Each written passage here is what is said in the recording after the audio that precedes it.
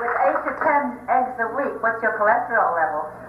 I never checked it, and I'm not so worried because, now mind you, I live on raw food, and I need a certain amount of cholesterol, maybe a half to a cup of yogurt a day. It might be a good idea to take my cholesterol test.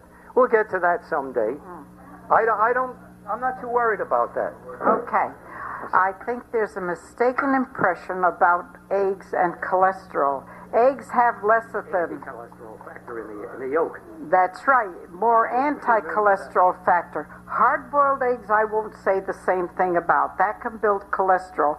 But if you use the yolk of the egg uncooked, and it doesn't have to be a raw egg, but to keep the yolk uncooked, you've got lecithin there, and it takes fat to dissolve fat, so it usually will dissolve cholesterol, not vice versa. Rodale wrote an article one time, and my wife brought this to my attention. There was a chicken farmer that was eating 20 or 30 eggs a day.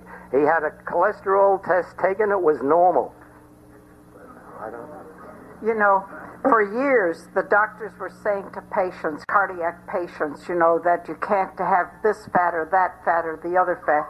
And now, recently, of course, they've come to a sounder conclusion, which fortunately happens in many instances, that you've got low-density lipoproteins and high-density lipoproteins, so that there are some fats that the body ought to use to reduce the cholesterol and some fats that will cause the rise in cholesterol.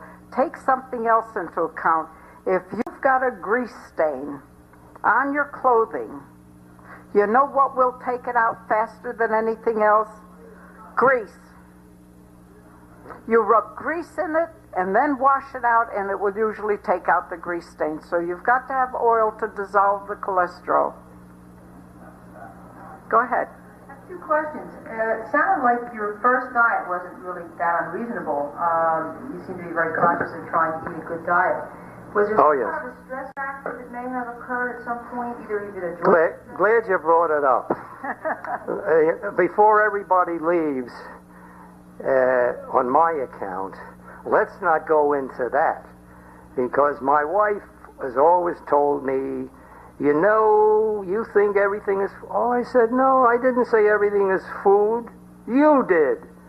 You know, and the spiritual, the stress, and she's anything but a relaxed person with spiritual and this and that, and I don't nullify that or tell anybody what religion or what to use, whether it's biofeedback or theology or whatever. There was a stress factor, yes. My wife conked out. She had a mental depression for 2 years. And what did I do? Well, I tell you what I did. I took her to one of these marvelous, with a capital M, these psychiatrists who uses shock treatment. And he said, Mr. Nevins, you better give this woman electroshock treatment. I said, well, you don't mind if I think it over, do you, Doc? Well, you're on your own. I said, oh, I've been on my own since I'm 4 years old, so we'll think that over. And I left the office. And I went through hell for a year and a half.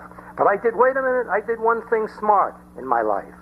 I read an article in Reader's Digest, and this is a story of a man who had a lovely wife. The wife had wonderful parents. Her husband had wonderful parents. The children were all making a good living, well-educated, respected. There was love all over. Going back a couple of generations, no problem, plenty of money in the family. All of a sudden, he comes home one night. She says, you come in here, I'll kill you. I have a gun. Well, she had some kind of a depression, mental hospital. They take her in. He takes her out for a weekend on a Sunday. She's okay. He takes her back. The next time, the whole weekend, the whole week. I kept this article for years later. When this happened to my wife,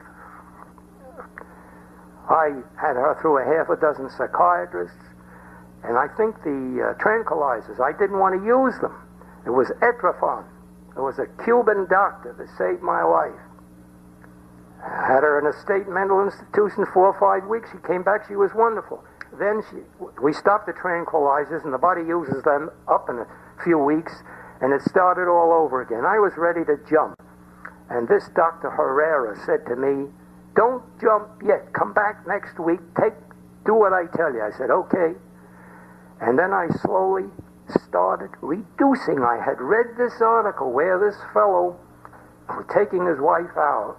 Then he took her out, and every once in a while he reduced them. He'd cut a pill in half. He'd distract her. I did this. I said, Rose, we're going to go to a movie. Oh, that's good. Go get dressed. Oh, I said, you'll take your tranquilizer later. And she'd forget. Oh, I can't take it now. Well, now she's down to 2 a day. And on and on and on. You go through something like that. Is that stress? Now, this is 10 years ago. She's wonderful now and twice as nasty. Yeah, aren't you sorry you asked me? Now, listen, I'm going to tell you, I'll make you swallow this one. Then she had a fibroid tumors. And Dr. Capalbo, I don't know whether he's still alive, I couldn't care less. He says, again, Mr. Nevins, you're on your own. This woman needs an operation. And this guy that knows it all, you know, the hygiene boy, fasting, this and that. I thought, well, I'd rather kill myself and put her through major surgery like that. So then he said to me, the hysterectomy. And I got to somebody else, and I was recommended to Dr. Silverman. Who is Dr. Silverman? He's the head gynecologist, professor of gynecology, and a surgeon in New York Hospital, one of the best. He said, I haven't seen the woman at her age. I'll say 8 out of 10, she don't need it. Bring her in, I'll give her a D and C.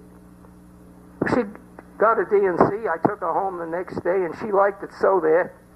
She wanted to stay there. Of course, she still had the mental depression. But she had that. Now, the fibroid tumors, this is, I don't know, 15, 20 years ago. 76 tomorrow with me, and she's about to be 73 Christmas. And she didn't have that operation. That's 2 times we could have perished, and on and on and on and on. I had the whole thing in my family, and my sister's end of it, where they're top people in research and all. They followed the conventional path.